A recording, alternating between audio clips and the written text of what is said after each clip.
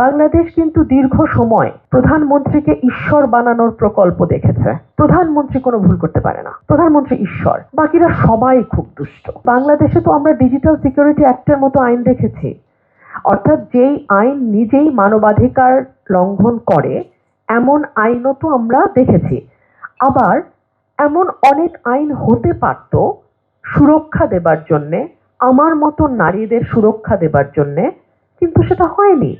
মানে এই সংজ্ঞাটাকে সংকুচিত না করে সংজ্ঞাটাকে যদি আমরা খোলা রাখি, তাহলে যারাই এগ্রিভ ফিল করেন বা কেউ যদি মনে করেন তার মানবাধিকার লঙ্ঘিত হচ্ছে, তিনি যেন অন্তত একটা ফোরাম পান কথা বলার, অ্যাটলিস্ট কমিশনে গিয়ে তিনি যেন কথা বলতে পারেন। আমার দ্বিতীয় যে অবজারভেশন সেটা হচ্ছে বাছাই কমিটি, কারা আসলে চেয়ারম্যান এবং কমিশনের শূন্য পদগুলোতে যাবেন, এটা খুব ভারসাম্যপূর্ণভাবে তৈরি করা হয়েছে।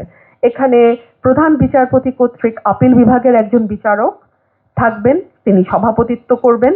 জাতীয় সংসদের বিরোধী দল থেকে একজন সাংসদ এবং সরকার দলীয় দল থেকে একজন, বিশ্ববিদ্যালয় থেকে একজন অধ্যাপক, একজন নাগরিক প্রতিনিধি, একজন সম্পাদক মানে পত্রিকার সাংবাদিক এবং আরেকজন ক্ষুদ্র নৃগোষ্ঠী বা আদিবাসী সম্প্রদায়কে রিপ্রেজেন্ট করে। আমি জানি না এই সরকার এটি কতটুকু অ্যাজ ইট ইজ রাখবে, কিন্তু আমার মনে হয় যে এই যে একটা ভারসাম্যপূর্ণ বাছাই কমিটি, এটাকে এভাবে রাখলেই ভালো হয়। এবং আমি আমার পূর্ববর্তী বক্তার কথা খুব মনোযোগ দিয়ে শুনছিলাম।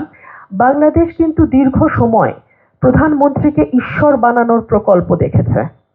প্রধানমন্ত্রী কোনো ভুল করতে পারে না, প্রধানমন্ত্রী ঈশ্বর, বাকিরা সবাই খুব দুষ্ট। সবাই প্রধানমন্ত্রীকে ভুল বোঝায়, সবাই প্রধানমন্ত্রীকে দিয়ে ভুল কাজ করায়, সবাই প্রধানমন্ত্রীকে দিয়ে ভুল কথা বলায়। আমরা যেন ওই ট্র্যাপে আর না পড়ি।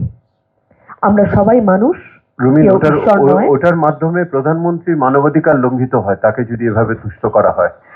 মানবাধিকারটা তখন লঙ্ঘিত হয় যখন আমরা আকাশ থেকে হঠাৎ করে ধুম করে নিচে ফেলে আছড়ে ফেলে দিই, সেটাও হয় না। মানে আমাদের আসলে মাত্রা জ্ঞানের কোথাও কোনো সমস্যা আছে সম্ভবত। হ্যাঁ, আমরা মানুষকে হয় ঈশ্বর বানাই, না হলে মানুষকে শয়তান বানাই। মানুষ কিন্তু ঈশ্বরও না, শয়তানও না, মানুষের দোষে গুণে মানুষ।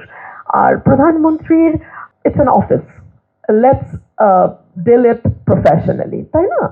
এবং আমার মনে হয় তাহলেই দেশে ভারসাম্য থাকবে এবং সকলেরই তাতে মঙ্গল হবে। ধন্যবাদ। ধন্যবাদ আপনাকে।